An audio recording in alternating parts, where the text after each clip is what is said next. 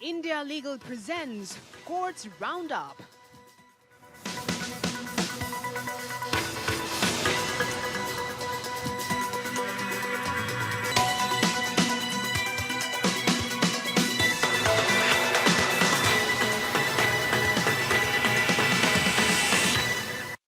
Doctor ortho Ayurvedic oil and capsule, अब दर्द भी घुटने टेकेगा। बंगाल एसआईआर पर सुनवाई के दौरान सुप्रीम कोर्ट ने कहा, राज्य सरकार और निर्वाचन आयोग में है विश्वास की कमी। सुप्रीम कोर्ट ने नियुक्त किए जुडिशियल ऑफिसर्स। अमित शाह मानहानि केस में सुल्तानपुर एमपी एमएलए कोर्ट में पेश हुए राहुल गांधी। कहा, मुझ पर लगे आरोप राजनीतिक है। अदालत ने बयान और सबूत के लिए अगली तारीख 9 मार्च को दी। दिल्ली के रिज क्षेत्र में पेड़ों की कटाई मामले पर सुप्रीम कोर्ट ने कहा, हवा को बेहतर बनाने के लिए पेड़ लगाना है। विशेषज्ञ समिति में नया सदस्य रखा गया। उन्नाव हिरासत में मौत मामले में दोषी कुलदीप सिंह सेंगर के भाई जयदीप सेंगर को आत्मसमर्पण करने का निर्देश। दिल्ली हाई कोर्ट ने कहा, कानून सबके लिए बराबर है।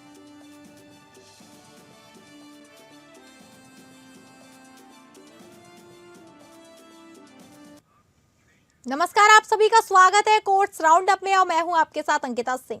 अगले आधे घंटे हम सुप्रीम कोर्ट, हाई कोर्ट और तमाम निचली अदालतों की खबरों को आपके सामने रखेंगे। तो शुरू करते हैं courts round up. India Legal presents Courts Roundup.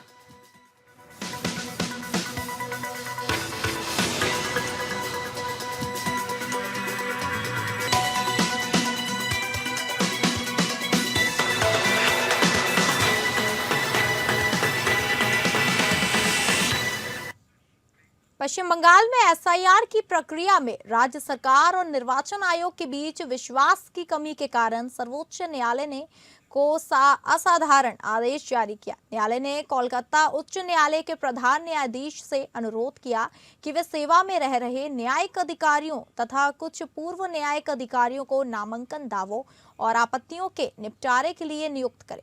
ये अधिकारी मतदाता सूची में दावों और आपत्तियों की जांच में चुनाव पंजीकरण अधिकारी की भूमिका निभाएंगे। न्यायालय की 3 सदस्यीय पीठ, जिसमें प्रधान न्यायाधीश सूर्यकांत, न्यायमूर्ति जयमल्य बागची और न्यायमूर्ति विपुल एम पंचौली शामिल थे, कहा था कि दोनों संवैधानिक संस्थाओं, लोकतांत्रिक रूप से चुनी गई राज्य सरकार और निर्वाचन आयोग के बीच दुर्भाग्यपूर्ण दोषारोपण का खेल चल रहा है, जिसमें आरोप प्रत्यारोप लगाए जा रहे हैं। यह स्पष्ट रूप से विश्वास की कमी को दर्शाता है। पीठ ने कहा कि परिस्थितियां असाधारण हैं, इसलिए आदेश भी असाधारण है।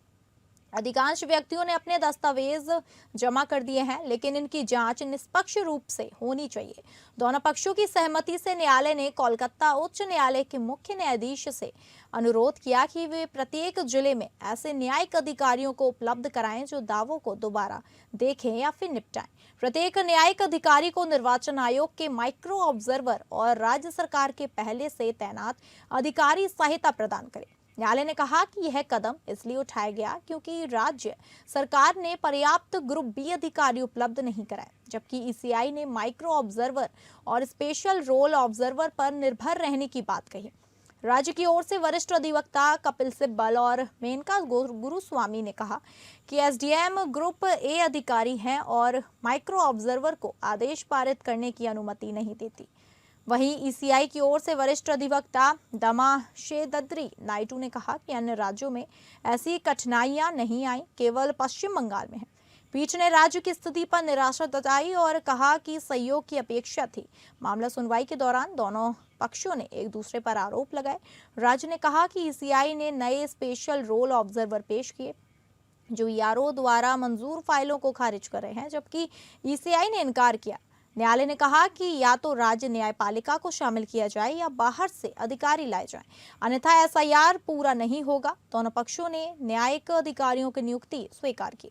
न्यायालय ने अंतिम मतदाता सूची प्रकाशन की अनुमति 28 फरवरी तक दी। यहां तक प्रक्रिया पूरी हो चुकी है। उसके बाद पूरक सूचियां प्रकाशित की जा रही हैं। कलेक्टर और पुलिस अधीक्षक को न्यायिक अधिकारियों और टीम को सभी लॉजिस्टिक सहायता प्रदान करने का निर्देश दिया गया। वेन्यू पालन सुनिश्चित करने के लिए डीम्ड डेपुटेशन पर माने जाएंगे। राज्य के पुलिस महानिदेशक को एसआईआर अधिकारियों को धमकियों की शिकायतों पर उठाए गए कदमों पर पूरक हलफनामा दाखिल करने को कहा गया है। वहीं इस मामले पर ज्यादा जानकारी देंगे India legal researcher Vishnu Narayan Pandey. Ji Vishnu, इसको लेकर क्या जानकारी है आपके पास?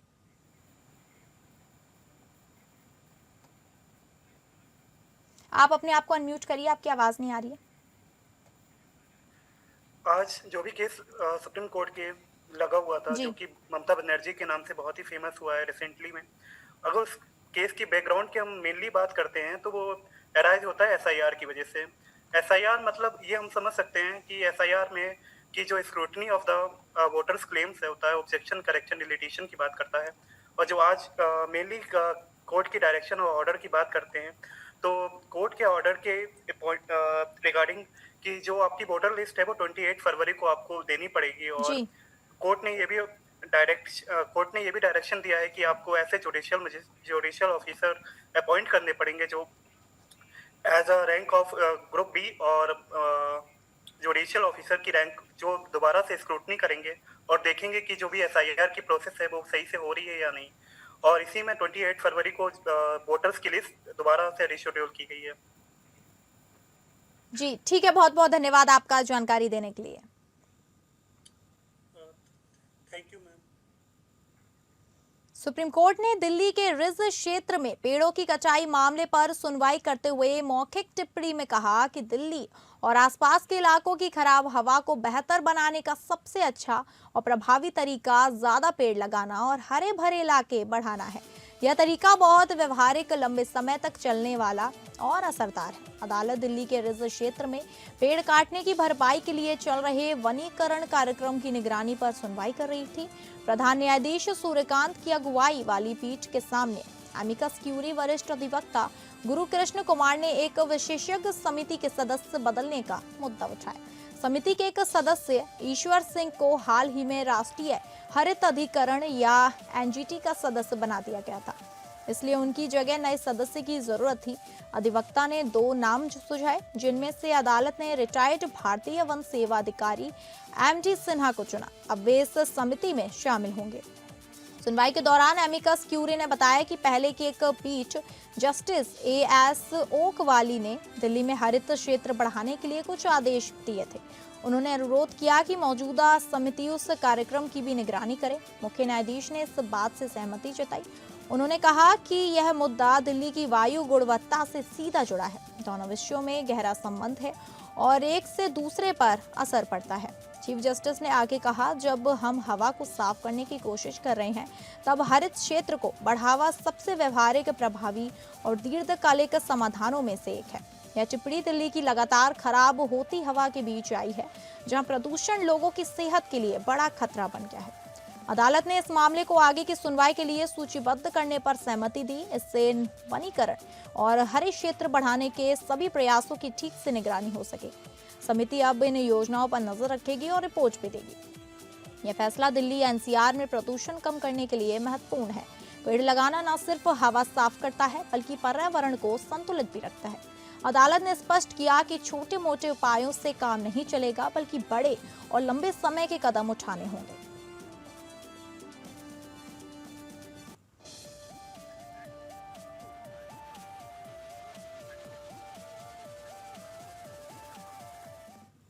सुप्रीम कोर्ट ने कहा है कि अपील लंबित रहने पर दोषी को सालों तक जेल में रखना न्याय का मजाक है। अदालत ने 1977 के एक पुराने फैसले का हवाला देते हुए उड़ीसा हाईकोर्ट के आदेश को रद्द कर दिया। हाईकोर्ट ने मर्डर के एक दोषी मुन्ना बिसोई की उम्र कैद की सजा को पूरी तरह सस्पेंड करने से इनकार किया था, जबकि उनकी अपील 2016 से पेंडिंग है और अभी तक सुनवाई नहीं हुई। मुन्ना बिसोई को सेशंस कोर्ट ने भारतीय दंड संहिता की धारा 302 हत्या और आर्म्स एक्ट की धारा 27 के तहत दोषी ठहराया था। उन्हें उम्र कैद की सजा सुनाई गई। उन्होंने 2016 में हाईकोर्ट में सजा के खिलाफ अपील दाखिल की। 22 अक्टूबर 2025 को हाईकोर्ट ने उनकी सजा सस्पेंड करने की अर्जी पर सुनवाई की। तब तक मुन्ना बिशोई 11 साल से ज्यादा समय जेल में काट चुके थे। हाईकोर्ट ने सजा पूरी तरह सस्पेंड करने से मना कर दिया, लेकिन देरी के कारण उन्हें 3 महीने की अंतरिम जमानत दी, जो 22 जनवरी 2026 को खत्म हो रही थी। इस जमानत खत्म होने से ठीक पहले मुन्ना बिशोई ने सुप्रीम कोर्ट का रुख किया। उन्होंने हाई कोर्ट के इनकार को चुनौती दी और अपील पेंडिंग रहते सजा को स्थायी रूप से सस्पेंड करने की मांग की। जस्टिस दीपांकर दत्ता और जस्टिस एस.सी. शर्मा की पीठ ने हाई कोर्ट के फैसले को रद्द कर दिया।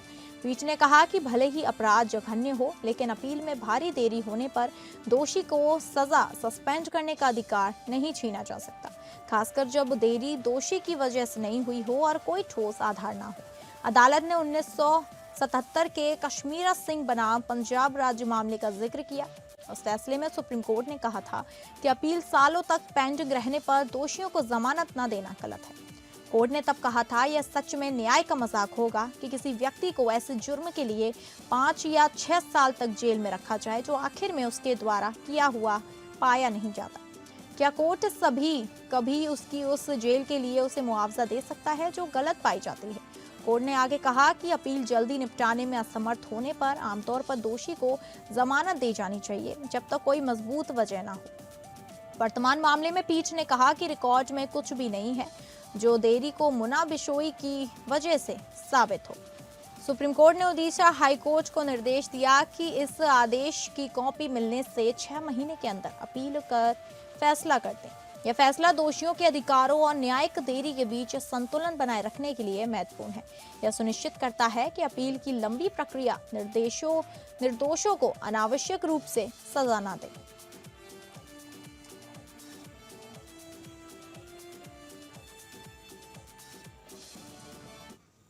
सुप्रीम कोर्ट ने 20 फरवरी 2026 को एक जनहित याचिका खारिज कर दी है। इस याचिका में मांग की गई थी कि मुगल बादशाह बाबर या बाबरी मस्जिद के नाम पर देश में कहीं भी कोई नई मस्जिद बनाने या उसका नाम रखने पर रोक लगाई जाए। जस्टिस विक्रमनाथ और जस्टिस संदीप मेहता की पीठ ने याचिका पर सुनवाई करने से इनकार कर दिया।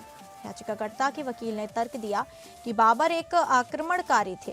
उन्होंने कहा कि बाबर ने हिंदुओं को गुलाम बताया और उनके नाम पर मस्जिद बनाना गलत है, इसलिए ऐसे नाम से कोई मस्जिद ना बने और ना ही नाम रखा जाए। साथ ही ऐसी गतिविधियों में शामिल लोगों के खिलाफ कार्रवाई होनी चाहिए। याचिका में केंद्र सरकार, राज्य सरकारों और अधिकारियों को निर्देश देने की मांग की थी कि वे भारत में कहीं भी बाबर या बाबरी मस्जिद के नाम पर मस्जिद बनाने या नाम रखने की अनुमति ना दें, यानी पूरे देश में ऐसी रोक लगाई जाए। यह याचिका हाल ही में हुए एक विवाद के बाद दायर की गई थी। पश्चिम बंगाल के मुर्शिदाबाद जिले में तृणमूल कांग्रेस के पूर्व सदस्य हुमायूं कबीर ने बाबरी मस्जिद की नकल बनाने की घोषणा की थी। इससे विवाद खड़ा हो गया था। याचिकाकर्ता ने इसी का हवाला दिया था।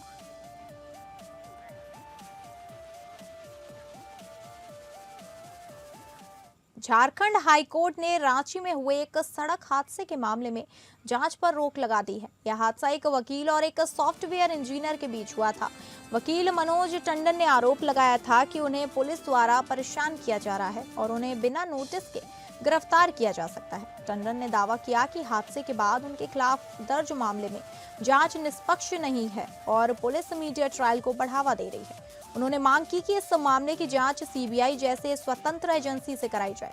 हाईकोर्ट के न्यायाधीश संजय कुमार द्विवेदी ने कहा कि आमतौर पर शुरुआती चरण में जांच पर रोक नहीं लगाई जाती, लेकिन इस मामले में कुछ बड़े मुद्दे हैं जिन पर गौर करने की जरूरत है। उन्होंने कहा कि इस मामले में दूसरा रंग देने की कोशिश की जा रही है जो खतरनाक हो सकता है और पूरे शहर को मुसीबत में डाल सकता है। दरअसल 17 फरवरी को रांची के डोरंडा इलाके में टंडन की कार और सॉफ्टवेयर इंजीनियर की बाइक में टक्कर हो गई थी।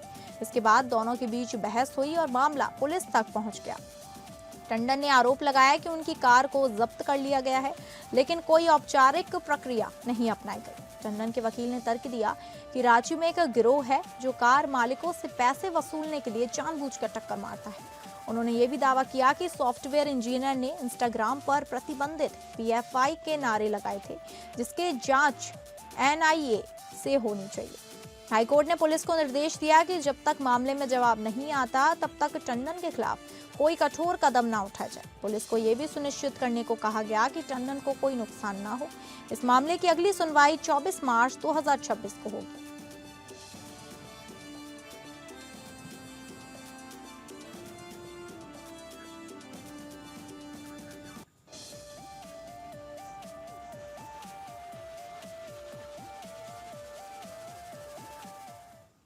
दिल्ली हाईकोर्ट ने कुलदीप सिंह सेंगर के भाई जयदीप सेंगर को नाव हिरासत में मौत मामले में आत्मसमर्पण करने का निर्देश दिया है।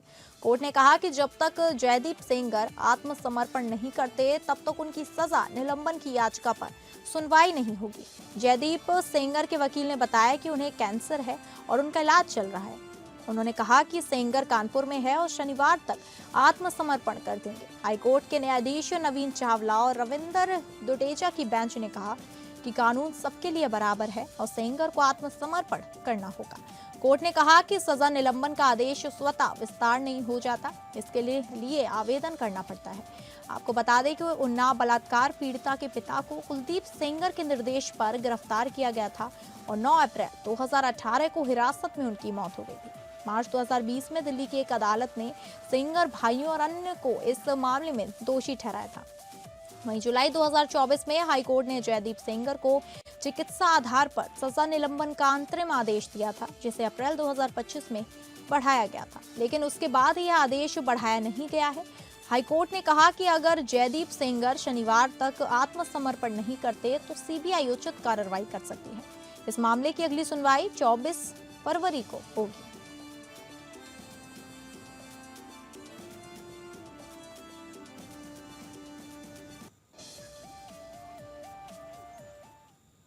केंद्रीय गृह मंत्री अमित शाह पर आपत्तिजनक टिप्पणी के मामले में कांग्रेस नेता राहुल गांधी ने सुल्तानपुर में एमपी एमएलए कोर्ट में अपना बयान दर्ज कराया। उन्होंने अपने ऊपर लगे आरोपों को निराधार बताते हुए खुद को बेगुनाह बताया। पेशी के बाद राहुल गांधी ने कहा कि मुझे लगे सभी आरोप राजनीतिक हैं। कोर्ट ने मामले में सफाई साक्ष्य पेश करने की अगली तारीख 9 मार्च निर्धारित की है। करीब आधे घंटे तक कोर्ट कक्ष का दरवाजा बंद करके मानहानि मामले में धारा 313 के तहत बयान दर्ज करने की प्रक्रिया चली। इस दौरान अदालत परिसर में समर्थकों की भारी भीड़ जुटी रही। कोर्ट कक्ष से लेकर बाहर तक कड़ी सुरक्षा व्यवस्था लागू रही। भीड़ को नियंत्रित करने में सुरक्षा कर्मियों को काफी मशक्कत करनी पड़ी। व्यवस्था बनाए रखने के लिए अतिरिक्त सतर्कता बरती गई। अब मामले की अगली सुनवाई 9 मार्च को होगी, जब बचाव पक्ष की ओर से सफाई साक्ष्य प्रस्तुत किए जाएंगे। इससे पहले वह लखनऊ एयरपोर्ट से सड़क मार्ग से सुल्तानपुर पहुंचे। वहां एमपी एमएलए कोर्ट में पेश हुए। उन्हें बयान दर्ज कराने के लिए कोर्ट ने आज आखिरी मौका दिया था। इस दौरान दीवानी न्यायालय की सुरक्षा व्यवस्था कड़ी रही। इससे पहले डॉग स्क्वाड ने परिसर की तलाशी ली। सुरक्षा में कोई चूक ना हो, इसके लिए एक एएसपी व 4 सीओ समेत भारी पुलिस बल को तैनात किया है।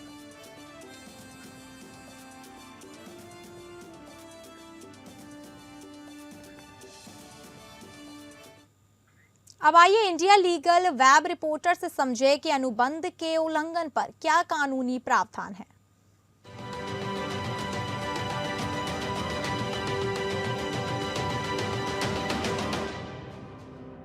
आज हम बात करेंगे वायलेशन ऑफ कॉन्ट्रैक्ट यानी ब्रीच ऑफ कॉन्ट्रैक्ट के बारे में। इंडिया में इसे रेगुलेट करता है इंडियन कॉन्ट्रैक्ट एक्ट 1872। सबसे पहले सेक्शन 37 कहता है कि पार्टीज को अपने प्रोमिसेस परफॉर्म करने होते हैं। अगर कोई परफॉर्म नहीं करता तो ब्रीच माना जाएगा। सेक्शन 39 बताता है कि अगर कोई पार्टी कॉन्ट्रैक्ट परफॉर्म करने से मना कर दे तो दूसरी पार्टी कॉन्ट्रैक्ट टर्मिनेट करके डैमेजेस क्लेम कर सकती है। कंपेंसेशन के लिए सेक्शन 73 अप्लाई है। जो नेचुरल लॉस या डैमेजेस हुआ है उसके मुआवजा मिलेगा। और अगर कॉन्ट्रैक्ट में पेनल्टी या फिक्स डैमेजेस क्लॉज है तो सेक्शन 74 के अंडर कोर्ट रीजनेबल कंपेंसेशन देगी। रीसेंट जजमेंट में सुप्रीम कोर्ट ऑफ इंडिया ने Unitech limited versus Telangana state industrial infrastructure corporation 2021 में क्लियर किया है कि अगर एक पार्टी अपनी ऑब्लिगेशन फुलफिल नहीं करती तो दूसरी पार्टी को रिफंड और कंपेंसेशन का हक है और स्टेट भी अनफेयर बेनिफिट नहीं ले सकता। इसलिए कॉन्ट्रैक्ट तोड़ना सिर्फ मॉरल गलती नहीं बल्कि लीगल लायबिलिटी भी क्रिएट करता है। Do follow us for more legal updates.